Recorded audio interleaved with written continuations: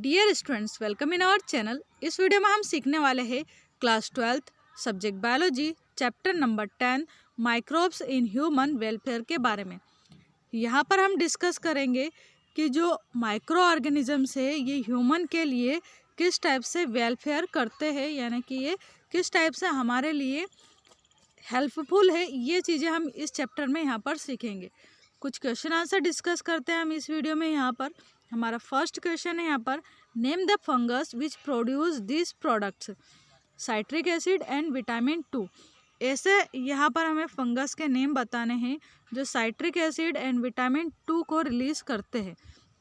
तो अगर citric acid के लिए देखें हम फंगस यहाँ पर, तो जो पेनिसिलिन सिट्रिनम है एंड पेनिसिलियम ल्यूटियम है, ऐसे ही म्यूकोर पिरिफॉर्मिस है एंड एस्परजिलस नाइगर है। ये कुछ ऐसे फंगी है जो कि साइट्रिक एसिड को रिलीज़ करते हैं यानी कि साइट्रिक एसिड का ये फॉर्मेशन करते हैं। ऐसे ही विटामिन B2 की अगर यहाँ पर हम बात करें तो जो क्लोस्ट्रीडियम एसेटोब्यूटिलिक्यूम करके एक फंगी है, ये यहाँ पर विटामिन B2 को रिलीज़ करता है। ठीक है, क्या नाम है इसका? क्लोस्ट्रीडियम एसेटोब्यूटाइलिक्यूम करके यहाँ पर इस फंगी का नेम है। और ये क्या है? माइक्रो ऑर्गेनिज्म है, यानी कि इनको आप नेकेड आइज से नहीं देख सकते। इनको देखने के लिए हमें माइक्रोस्कोप का यूज़ करना पड़ता है। ऐसे नेक्स्ट क्वेश्चन है यहाँ पर, व्हाट इज़ योगर्ट? योगर्ट क्या है यहाँ पर? तो योगर्ट एक टाइप का सेमी सॉलिड टाइप का सॉरिस फूड है। सॉरिस फूड यानी कि खट्टा सा फूड है जो कि किससे बनता है? मिल्क से बनता है, और मिल्क के फर्मेंटेशन के थ्रू ये बनता है। अब जो मिल्क का फर्मेंटेशन है वो किसके द्वारा किया जाता है? तो यहाँ पर बैक्टीरिया के द्वारा यहाँ पर मिल्क का फर्मेंटेशन किया जाता है और योगर्ट बनाया जाता है। योगर्ट आप जैसे दही को मान सकते हो, जो कर्ड है वो एक क्या है? एक टाइप का यहाँ पर योगर्ट है, सेमी सॉलिड मटेरियल है और मिल्क के यहाँ पर फर्मेंटेशन के थ्रू ये बनता है। नेक्स्ट क्वेश्चन देखते हैं यहाँ पर हम, Why does the river Ganga water not spoil even kept for long time? बहुत अच्छा क्वेश्चन है और वेरी वेरी IMP क्वेश्चन है ये। क्या पूछा है कि जो गंगा रिवर है इसका पानी अगर हम किसी बॉटल के अंदर लंबे समय तक फिल करके रखते हैं तब भी ये वाटर स्पॉइल नहीं होता है, यानी कि ख़राब नहीं होता है। इसका क्या कारण है? तो इसका क्या कारण है, जो गंगा जल है यानी कि गंगा रिवर का जो वाटर है इसके अंदर पाया जाता है एक वायरस। वायरस का नेम क्या है? बैक्टीरियोफेज। क्या नाम है वायरस का? बैक्टीरियोफेज। ये जो बैक्टीरियोफेज है ना, ये गंगा रिवर के अंदर जो भी छोटे मोटे बैक्टीरिया बनते हैं वो बैक्टीरिया को ये खा जाता है, यानी कि उनको फीड कर जाता है। और इसलिए गंगा जल में बैक्टीरिया नहीं रहते और बैक्टीरिया फ्री जो वाटर है वो कैसा रहेगा? साफ़ रहेगा। ठीक है, तो ये कारण है यहाँ पर कि गंगा जल क्यों ख़राब नहीं होता, क्योंकि उसके अंदर एक बैक्टीरियोफेज वायरस पाया जाता है और ये जो वायरस है वो बैक्टीरिया को फीड कर लेता है, यानी कि खा जाता है, और इसके कारण गंगा जल में ज़्यादा बैक्टीरिया नहीं बन पाते हैं और गंगा जल एकदम प्योर या साफ़ रहता है। फोर्थ है यहाँ पर क्वेश्चन हमारा, हु डिस्कवर पेनिसिलिन? पेनिसिलिन की डिस्कवरी किसने की थी?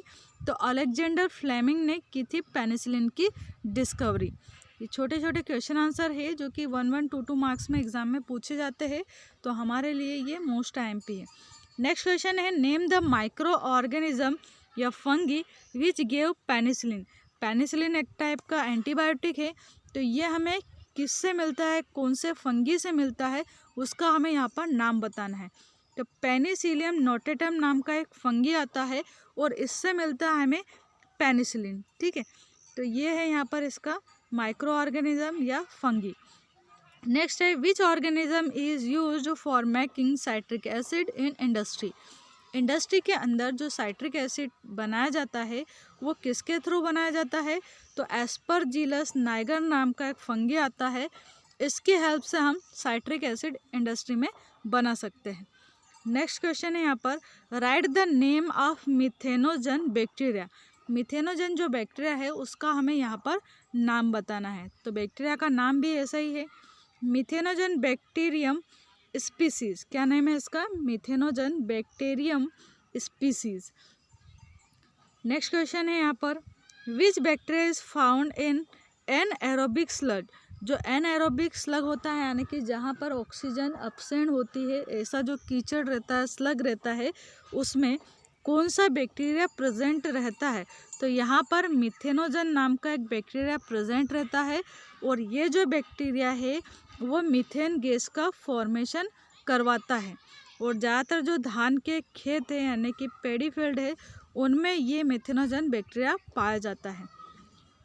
नेक्स्ट क्वेश्चन है 9 नंबर क्वेश्चन यहाँ पर, what is lady bird. Lady bird क्या है? तो लेडी बर्ड एक टाइप का इंसेक्ट है और ये जो इंसेक्ट है ये दूसरे जो एफिड टाइप के यानी कि दूसरे जो माइक्रो ऑर्गेनिज्म रहते हैं या छोटे मोटे जो इंसेक्ट्स रहते हैं उनको खाने का काम करता है, या यूँ कहे कि उनकी प्रजाति को कंट्रोल करता है ये खा के। ठीक है, तो लेडी बर्ड क्या है? यहाँ पर एक टाइप का बायो कंट्रोलर है जो कि एफिड्स को कंट्रोल करता है।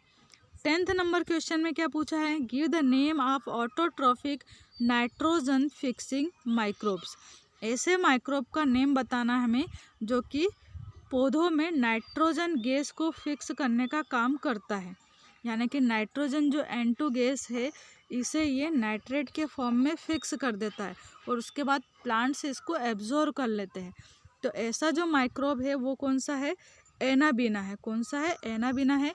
इसके अलावा राइजोबियम बैक्टीरिया भी एक टाइप का ऐसा ही बैक्टीरिया है जो नाइट्रोजन को नाइट्रेट के फॉर्म में फिक्स करता है और फिर प्लांट उस नाइट्रेट को एब्जॉर्ब कर लेते हैं। नेक्स्ट क्वेश्चन देखते हैं यहाँ पर, name the minerals absorb by the mycorrhiza which is not absorb by the plant root. ऐसे यहाँ पर माइक्रो ऑर्गेनिज्म का हमें नाम बताना है जो कि मिनरल्स को एब्जॉर्ब करता है ना। वैसे नाम तो यहाँ पर दे रखा है, नेम द मिनरल, मिनरल का नाम बताना है जो कि माइक्रोराइजा नाम का जो एक माइक्रो ऑर्गेनिज्म है ये कौन से मिनरल को एब्जॉर्ब करता है, ये हमें यहाँ पर बताना है। ऐसा मिनरल जिसको प्लांट जनरली एब्जॉर्ब नहीं करता, बट माइक्रोराइजा अगर माइक्रो ऑर्गेनिज्म प्रेजेंट है प्लांट में तो वो उस मिनरल को एब्जॉर्ब कर लेता है। कौन से मिनरल को? तो यहाँ पर है वो मिनरल फॉस्फोरस। जो माइक्रोराइजा है ये फॉस्फोरस को एब्जॉर्ब करवाने में प्लांट की हेल्प करता है। नेक्स्ट क्वेश्चन है यहाँ पर question number 12, name the microorganism which change the milk into curd. Most time पे क्वेश्चन है ये।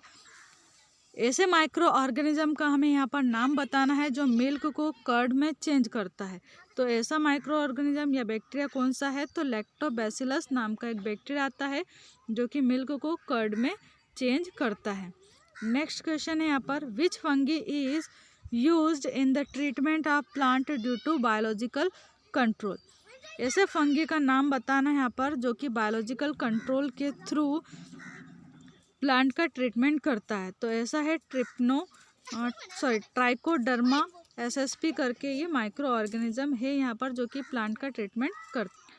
ट्राइकोडर्मा एक ऐसा यहाँ पर फंगी है जो कि प्लांट के ऊपर अगर कोई दूसरे टाइप के छोटे मोटे माइक्रो ऑर्गेनिजम्स है या इंसेक्ट है तो उनसे प्लांट को ये प्रोटेक्ट करता है। ठीक है, और ट्राइकोडर्मा क्या है? एक टाइप का ये फंगी है।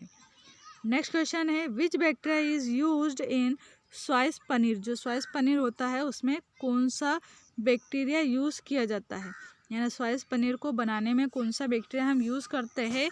तो प्रोपियोनिबैक्टीरियम करके एक बैक्टीरिया होता है, प्रोपियोनिबैक्टीरियम सेरेमनी करके एक बैक्टीरिया है यहाँ पर जो कि स्वाइस पनीर बनाने में यूज़ किया जाता है। क्या नाम है इसका पूरा? Propionibacterium ceremony.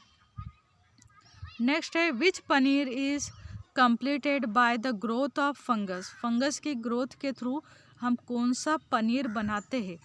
तो रॉकीफोर्ट चीज़ जो आता है, रॉकीफोर्ट जो चीज़ आता है ये फंगस की ग्रोथ के थ्रू बनाया जाता है, यानी कि इसमें फंगस की हेल्प से हम यहाँ पर चीज़ बनाते हैं।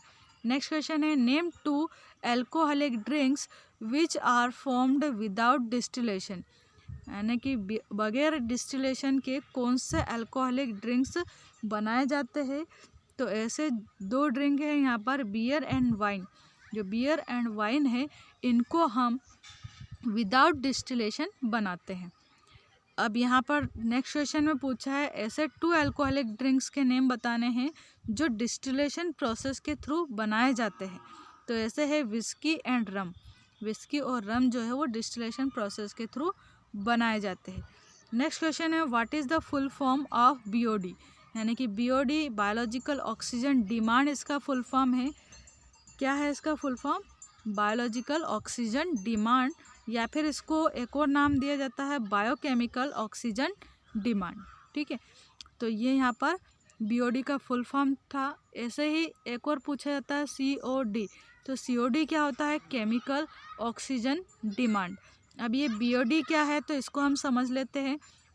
जैसे जो स्लग होता है ना, स्लग के अंदर यानी कीचड़ के अंदर बहुत सारे छोटे छोटे माइक्रो ऑर्गेनिजम्स प्रेजेंट होते हैं, और ये माइक्रो ऑर्गेनिज्म क्या करते हैं, जो भी स्लग होता है उसको डाइजेस्ट करके उसको सिंपल पार्टिकल्स में चेंज करने का काम करते हैं।